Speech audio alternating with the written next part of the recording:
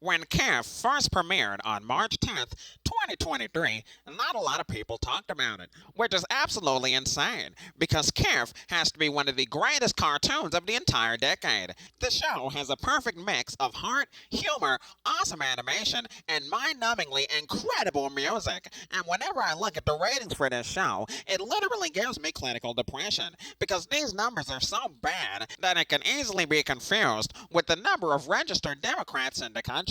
Like, seriously, less than 100,000 people watched the episode entitled Principal Dance Sucks. But how? It was so freaking good.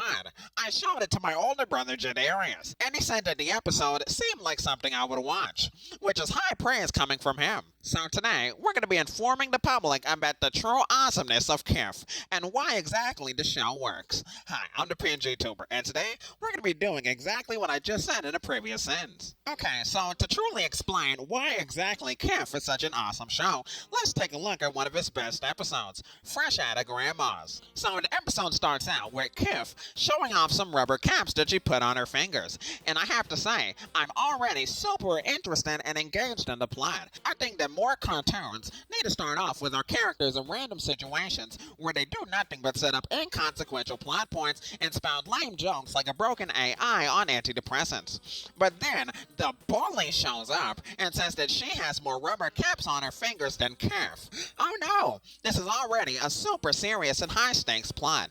I think I speak for all of Disney animation fans when I say that this is exactly what we wanted after Gravity Falls in the Owl House. Kiff is definitely continuing on with their legacy. And then you won't believe what happens next. A coon shows up and says that he has more rubber caps than Kiff or the bully. So as a result of this coon's actions, the animals get into a massive fight, which is prone to happen when coons run amok. So then the principal sees the fight and bans rubber caps from the school. Just another example of liberal educators trying to influence the behavior of your children. First, they take your son's rubber caps. Then they teach him that he's actually a girl. Then the next thing you know, you're driving her to the trans clinic to get her estrogen injections. This is the future that liberals want. Anyway, after the rubber caps are banned after literally one fucking fight, the kids decide to start a new trend of collecting grandmas, which makes complete sense. It's not like every person only has 4 grandparents. So then, after that, a really cool and interesting montage plays where they collect grandmas by complimenting them. It sounds stupid as fuck when I say it, but I promise that it's much funnier and creative in the actual show.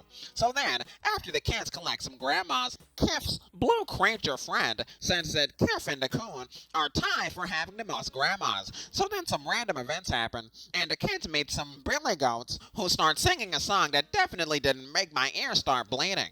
So then after that, the goats ask the kids what their problem is. Then the kids literally just recount the plot of the episode that we just watched. Wow, that's so meta. Man, say anything you want about Kiff, but you can't say that the writers aren't doing their jobs. So then the billy goats say that the kids have to collect the rarest grandma, whatever the fuck that means, but I'm sure it'll make complete sense by the end of the episode. So then the kids show up to some random lizard's house who's apparently a children-hating grandma, which kind of makes zero sense, but okay, let's just roll with it. So then Kiff somehow wins her through means that aren't properly shown or explained. Then all of a sudden, the grandmas turn into pixelated video game characters. Get it? It's funny because they look like stills from Japanese smut when this is actually a really well-written and animated cartoon. So then, after that, the kids all get on a school bus in the middle of the night and don't ask a single question about where they're going or who's driving. So presumably, all of these kids were forced into a dungeon, murdered in cold blood, and had their entrails ripped out and hung all over the room like Christmas decorations. Wow, I'm glad to see that Disney is taking more risk with their cartoons. So, with all that said, it's pretty clear that Kiff is a criminally underrated cartoon. You have likable characters, animation that you can obviously tell was made in Korea, and writing that definitely has a lot of internal consistency. Now look, I know that there are haters out there who say that Kiff is a poorly written, poorly thought out piece of shit with a concept that's so fucking bare bones that you'd think it was an anorexic. I'd have to personally disagree. Kiff is by far the best cartoon that I've seen all year. Although, to be fair, there wasn't much competition when Disney continues to put out dog shit like Haley's on It and Moon Girl and Dipshit Dinosaur and the Ghost of Molly McGee Season 2. And that's not to mention any of the dog shit that the other studios are putting out. But either way, I'm a PNG tuber demanding that you watch Kiff right now so that they can get a Season 2 and signing off. Bye!